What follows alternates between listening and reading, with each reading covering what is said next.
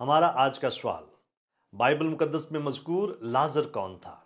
اس video کے اندر میں بائبلی تعلیمات کی روشنی میں اس سوال کا جواب دوں گا اور اس کے بعد کچھ مددگار تعلیمی وسائل کو جاننے میں آپ کی مدد کروں گا، لہٰذا اس ویڈیو کو آخر تک دیکھیے۔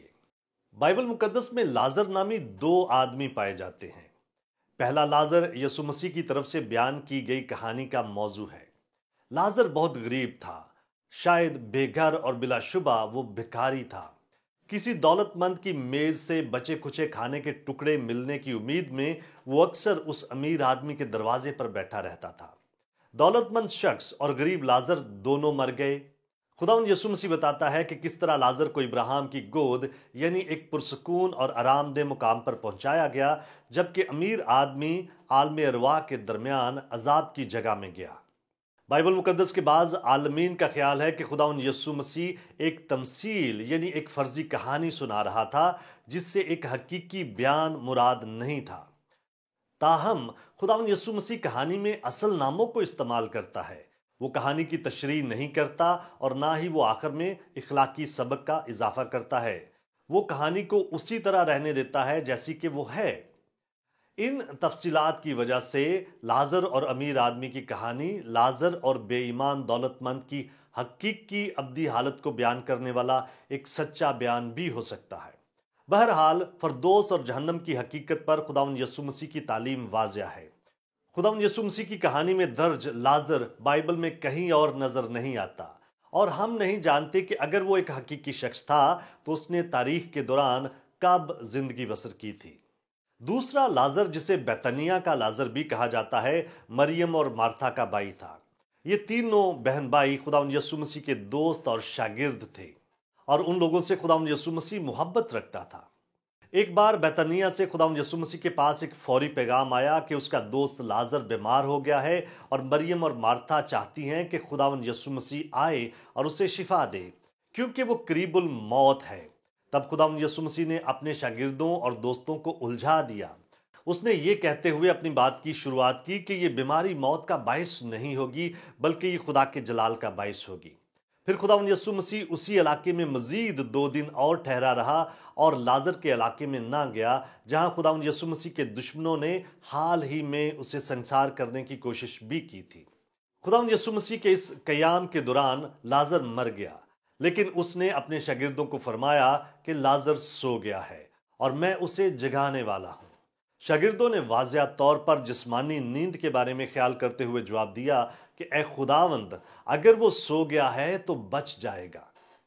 تب خداوند یسوع مسیح نے انہیں صاف صاف بتایا کہ لازر مر گیا ہے، لیکن پھر بھی وہ اسے ملنے جا رہے ہیں۔ توما نے یہ کہتے ہوئے شاگردوں کی الجھن بھری مایوسی کا بالکل درست اظہار کیا کہ آؤ ہم بھی چلیں تاکہ اس کے ساتھ مریں۔ اس نے دیکھا کہ خداوند یسوع مسیح پرعزم تھا، لیکن وہ اس طرح کے سفر کے خطرات کو بھی جانتا تھا۔ جب وہ بیتنیہ میں لازر کے گھر میں پہنچے تو انہوں نے مریم اور مارتھا کو غم کی حالت میں پایا۔ انہوں نے 4 دن پہلے اپنے بھائی کو دفن کیا تھا۔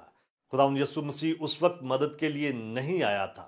وہ پریشان اور مایوس تھے، لیکن خداوند یسوع مسیح پر ان کا ایمان برقرار تھا۔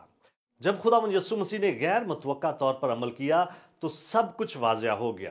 وہ لازر کی قبر پر گیا اور اسے مردوں میں سے زندہ کیا۔ لازر کی بیماری، موت اور زندگی میں بحالی کے تمام واقعے نے خدا کو جلال دینے اور خداوند یسوع مسیح کے پیروکاروں کے ایمان کو بڑھانے کا کام کیا، جیسا کہ خداوند یسوع مسیح نے لازر کی بیماری کی خبر پر کہا تھا۔ لازر کو زندہ کرنے سے پہلے خداوند یسوع مسیح نے دعا کی کہ اے باپ، میں تیرا شکر کرتا ہوں کہ تو نے میری سن لی، اور مجھے تو معلوم ہے کہ تو ہمیشہ ہی میری سنتا ہے، مگر ان لوگوں کے باعث جو آس پاس کھڑے ہیں میں نے یہ کہا تاکہ وہ ایمان لائیں کہ تو ہی نے مجھے بھیجا ہے۔ خداوند یسوع مسیح کی دعا کا جواب دیا گیا، لازر زندہ ہو گیا، اور بطیرے یہودی جو مریم کے پاس آئے تھے اور جنہوں نے یسوع کا یہ کام دیکھا تھا اس پر ایمان لائے۔ جب خداوند یسوع مسیح نے لازر کو آواز دی تو کوئی زومبی یا نیم مردہ یا حرکت کرتی ہوئی لاش نہیں، بلکہ لازر ہی قبر سے باہر نکل کر آیا، جو پوری طرح زندہ اور ٹھیک تھا۔ یہ مسیح کی قدرت ہی سے تھا۔ کلام مقدس اس بارے میں کبھی بات نہیں کرتا کہ لازر نے قبر میں اپنے 4 دنوں کے دوران کیا تجربہ کیا۔